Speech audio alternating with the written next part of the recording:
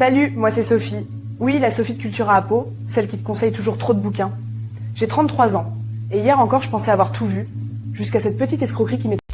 Elle a mis toutes ses économies dans sa boutique à Pau, et à la fin, il n'y a que son nom à lui sur la vitrine.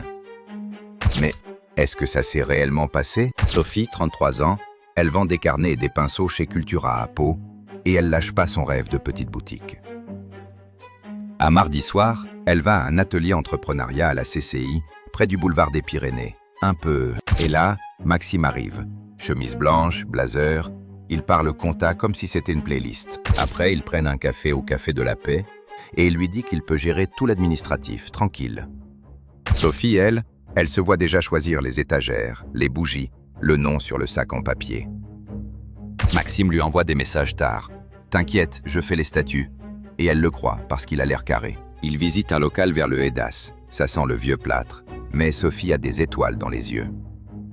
Elle sort ses économies et elle paye la compte, pendant que lui dit juste « je m'occupe des papiers ». Les semaines passent, elle bosse chez Cultura la journée et elle peint le local le soir. Ça colle au doigt.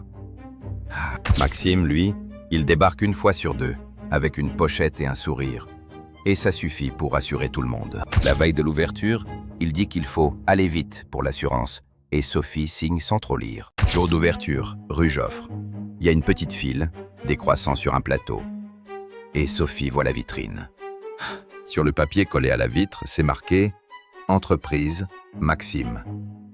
Et elle existe même pas. Le soir, il lui dit juste « T'inquiète, tu seras salarié ».